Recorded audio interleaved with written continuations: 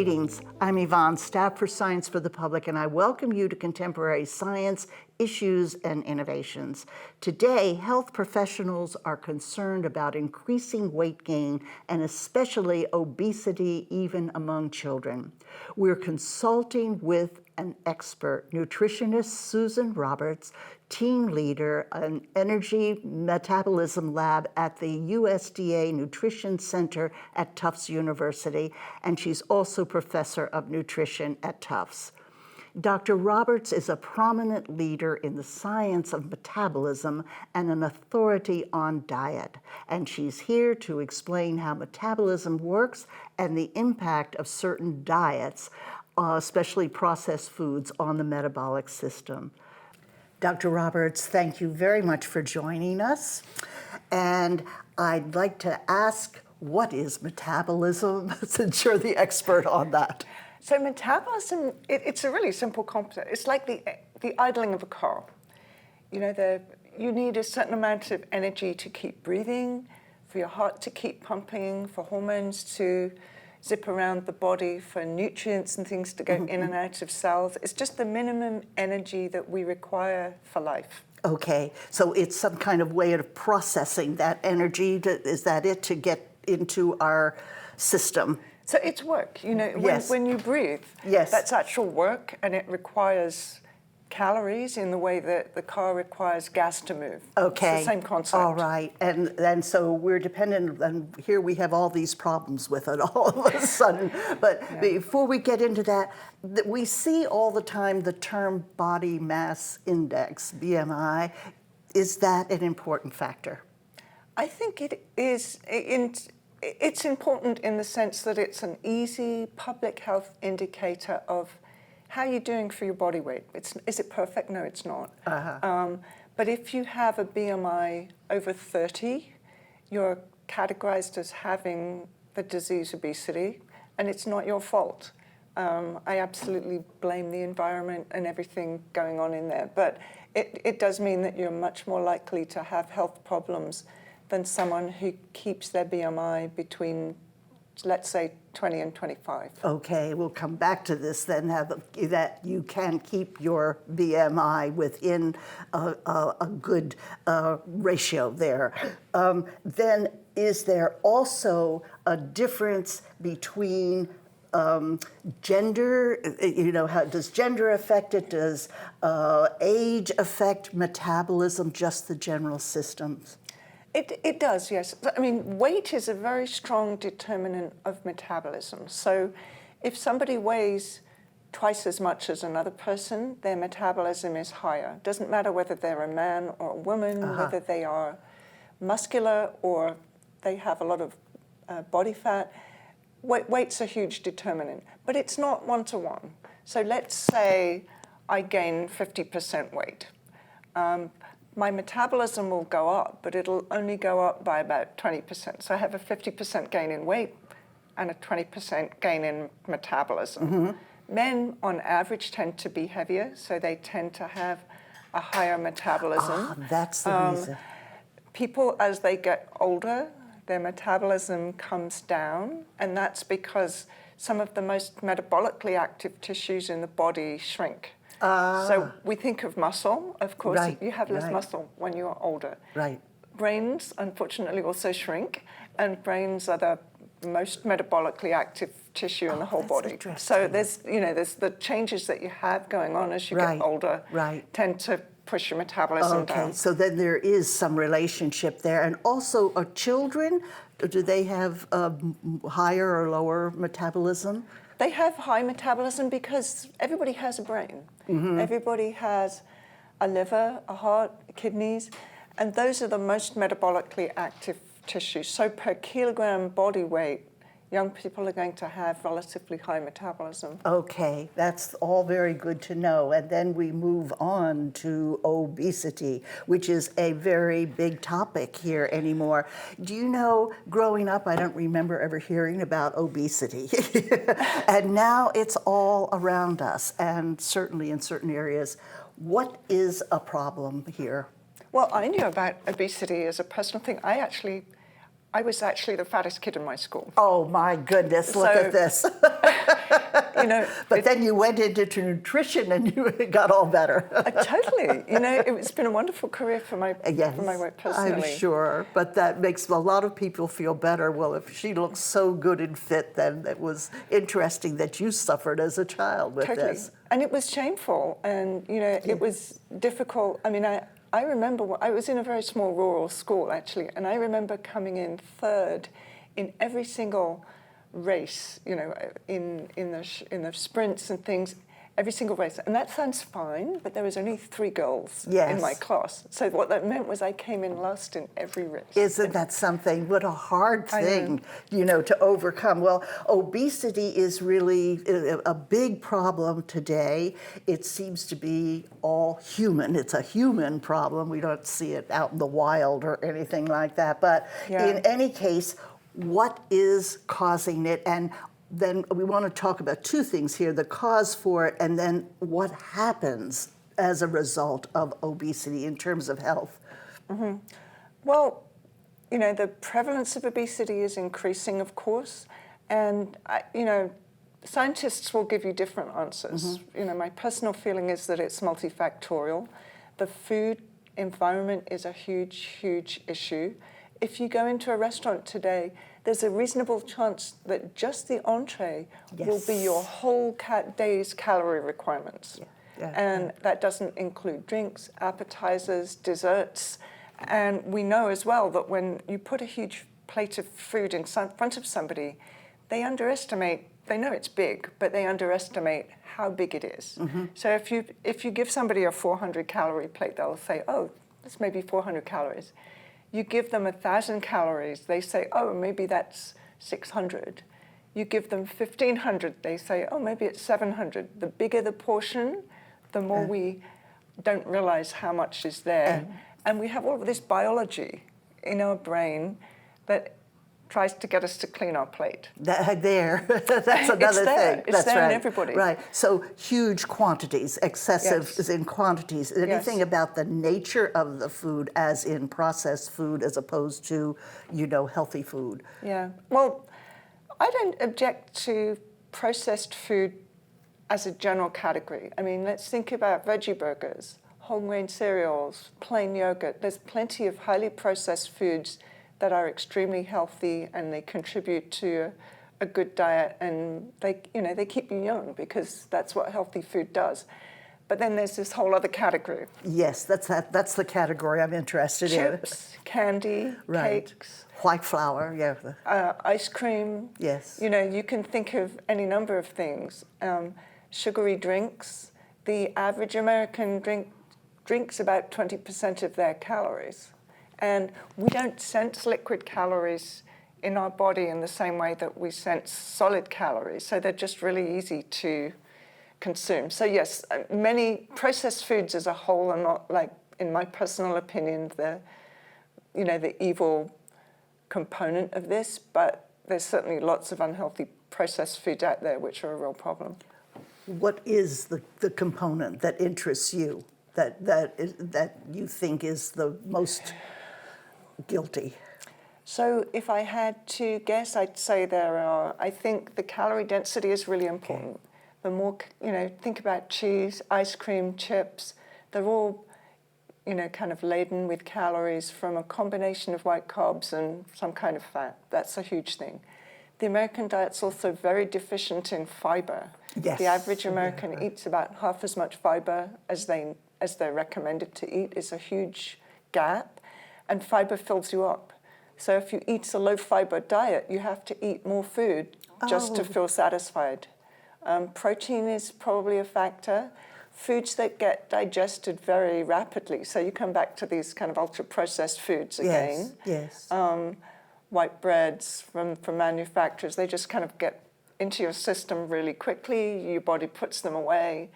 And then your stomach starts saying, well, I've got no food, I need something else. I see. So that food actually makes people need more food, is what you're saying, compared to a diet that is rich in raw vegetables, raw fruit, and that sort of thing. I just incidentally, I have read that the juice drinks that are available are not nearly as good for people as the raw fruits.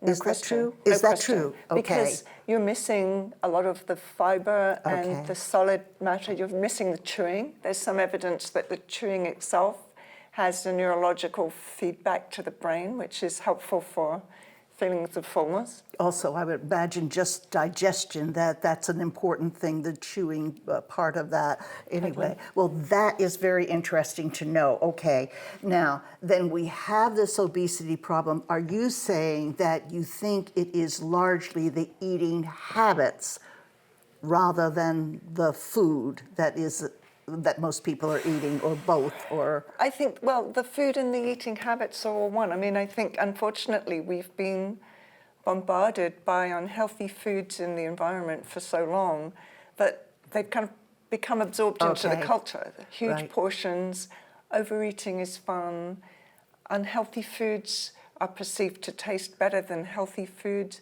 So it's become a cultural thing that we have to switch. Okay, and a lot of sugar and a lot of salt already in that mix. We're not necessarily salting things or sugaring, it's in a lot of that food. Is that Yes. the case? Okay, so that's a problem. And then with this, then we've called this the American diet. I don't know if that's appropriate. Is that okay? Or I think it's fine. I mean, Yeah.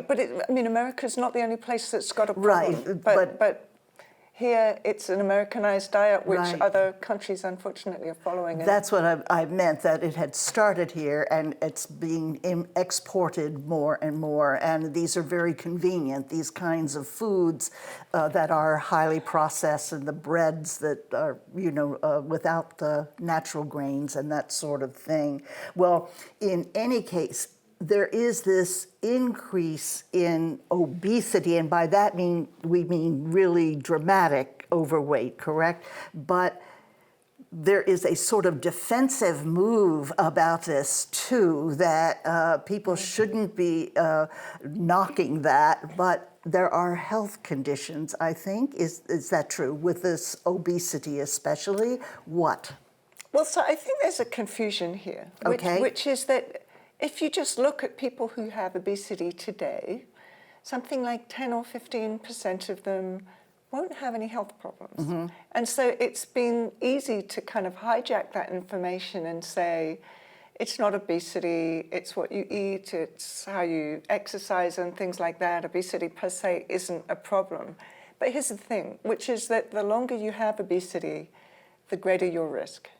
And so if you have a BMI of 30 or 35 and you're 20, there's a good chance that you'll have nothing wrong with you. That same person who keeps that extra weight for 10, 20, 30 years, they're vastly more likely to have diabetes, to have arthritis, to have heart disease, to be on half a dozen meds to lower their lipids and their blood pressure. So it's really a time factor that plays into that. Okay, and then is that connected also to the rate of obesity in children and the increase in diabetes too, which has alarmed, I think, a lot of medical people, because you're not supposed to have that problem when you're little. No, it's a tragedy. I mean, something like 1 in 5 children have obesity today. wow. We're seeing diabetes in children. Yes. When it was, type 2 diabetes in children, when it never existed before. And the earlier they start, the earlier they're going to have health problems. A clarification, type 2 diabetes is something acquired, is that correct? And that's connected with diet for the most part? It's pretty much, it's an obesity problem. Okay. You have something like a 30 times higher risk of diabetes if you have a serious obesity compared with not. Okay. I mean, it's a huge effect. Okay, and if you hear that somebody has diabetes too, you would kind of think that they have a bad diet to get them there? Well, some people are very susceptible to weight gain, and they can gain weight even with a healthy diet, but by and large it's an unhealthy diet.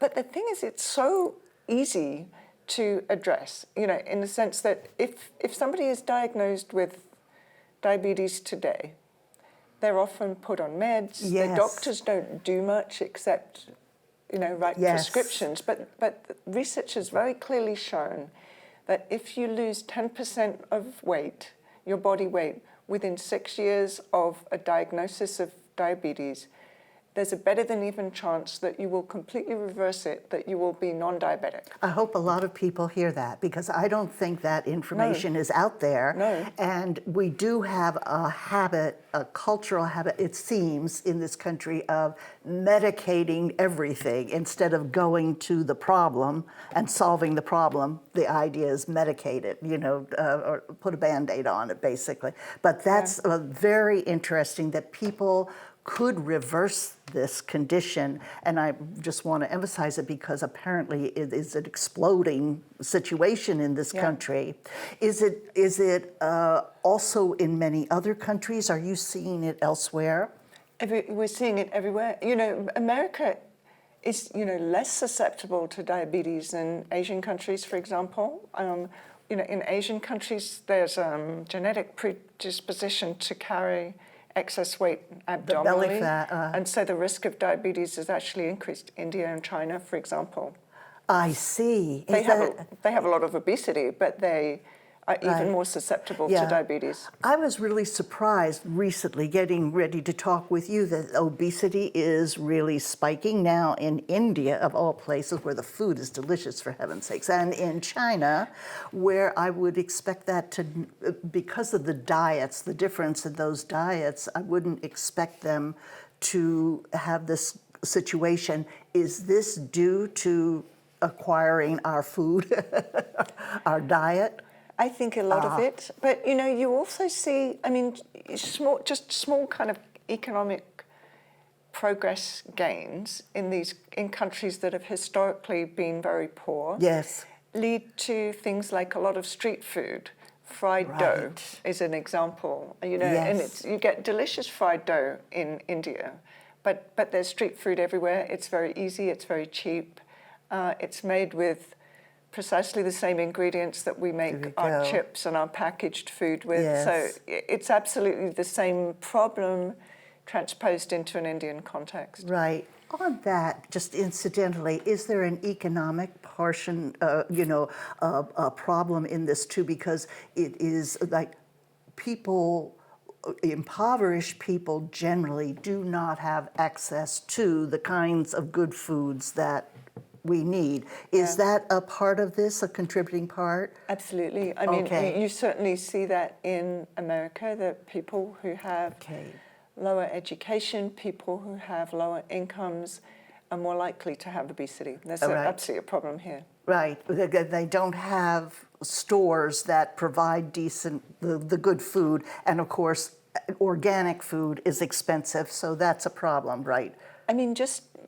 Forget about organic. Just even regular food, hard. It's hard to afford. If you're on SNAP, if you're really, you've got a family and you've got a tight income, you can't afford a lot of healthy food and live in America today. That has been brought out, that it's easier, that's cheaper for a family to go to, one of those fast food places and get that horrible kind of food instead of going and buying good food. That the difference is substantial. Well, that's an important thing too, and I don't know about the rest of the world, but you seem to say that there is a link with low income and this kind of condition, that the diet is poor as well. The relationship between income and obesity is a bit different in different places. I see. So for example, in Kuwait, where I visited because we were trying to create a national program. It's actually rich people who have as much of a problem, because there's a lot of takeout, there's private chefs, the government subsidizes white rice, sugar, and oil. Oh my goodness. There are cultures where people are lean, and that's the standard. Why is that? And I was thinking a lot of these are in the Far East, for example, not China, but like the Southeast Asia, Vietnam, and so on. People don't have that. We don't know for sure, but food seems like a really a likely category. Those are diets which have a lot more fruits and vegetables, so they have more fiber, they are lower in energy density. There's also cultural constraints about excessive eating, for example, which are helpful. We need that, don't we? Yes. But that maybe, I was wondering if is there a genetic difference here or that we should know about? But that's unknown. You really think it's diet habits? I think it's habits and cultures. Scientists really haven't started to study food culture yet. That's a big new topic, which I think is going to open up in the future. Especially now where we're so international by default and so on. Absolutely. So there you have these problems, but they are in different segments of populations, and there seems to be a real strong link with the kind of food that people are getting. Then in the next thing, there are cultures where this seems to be absent so far or minimal so far. The other thing is that you don't see it among wild animals at all. But there have been, I think, studies on rats. You bring them into the lab and invite them to McDonald's. Is that true? That there's something, it's the food of the wild animals that keeps them from...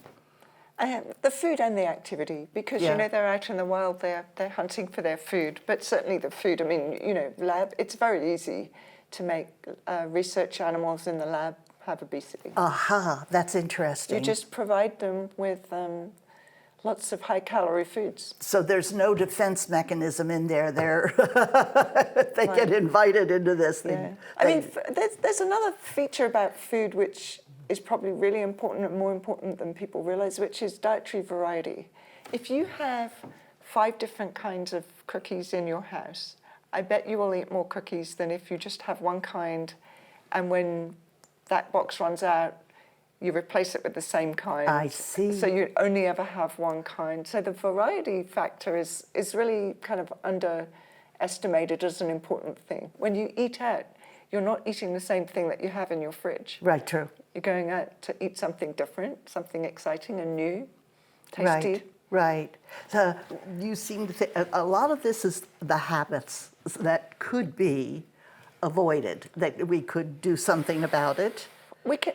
I'm very optimistic we can do something about it. I think it needs public recognition of what the problems are and what kinds of control we as individuals can take, even though the environment conspires against us, and even though it's temptation not our fault. all around there. How can we be smart to live in an environment that really doesn't work for weight management because we want to make it work? And we see so many people who can do that. I think it's possible, but we need a movement to really take that back. There you are. But yes, and the people shouldn't feel helpless about this. They can do something, which is what you're saying is really very important, that we need to take responsibility for it and fight back against this overeating, but also the excess that is provided for us. We don't need, that is in restaurants and so on.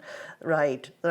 So. Yeah, I mean, I actually published a paper a while ago on restaurants, and we measured them in my lab, and we wrote a paper in which we suggested, wouldn't it be great if restaurants can provide any portion, but if they choose to make an entree that's 1,800 calories, let's say that they're required to give people a third portion for a third price. Right. How many people would spend that's interesting. You should do that. What a fun lab to be into. Nobody's done it yet, but it would be so effective. I'm a full professor of nutrition. I would buy a third portion for a third price if I could. It would be a really... Yeah. No, I've often wondered why those huge portions, and they actually let you take it home. You know, the whole thing. You have enough food for a week practically out of it. You have done some very interesting work about the problem of people losing weight, but then they gain it back, a common complaint.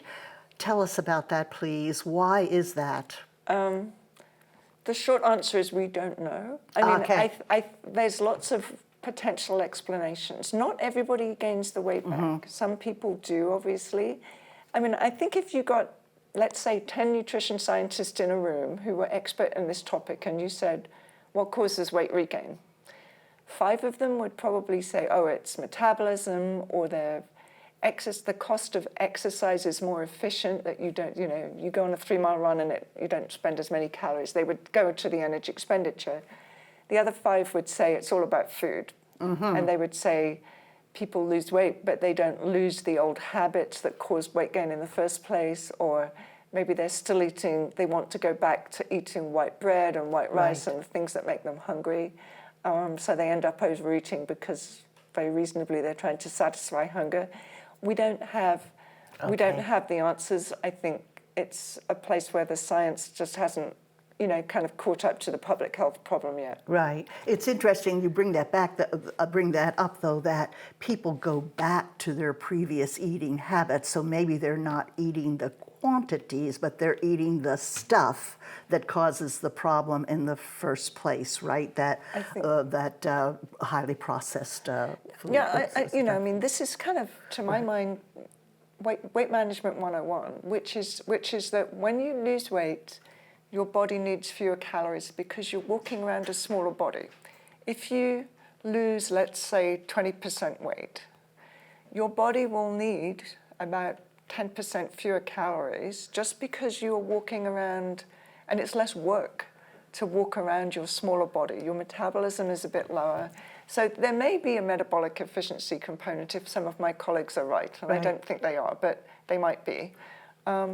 But just the fact that you're a smaller person means you need fewer calories. And so if you go back to the types of foods that you ate before, those foods are unsatisfying, so you're going to want to eat the same amounts as you did before to feel satisfied. So that part of that is resuming a habit that you thought you had given up. No, the secret is you have to retrain your brain to learn to like the healthy foods that will change your habit, complete, not just in quantity then. Okay, I thank you very, very much for this wonderful information, and we'll stay in touch with that. we'll keep reading about your work then. Thank you very, very much for joining us today. And thank you for having me. It's been a pleasure.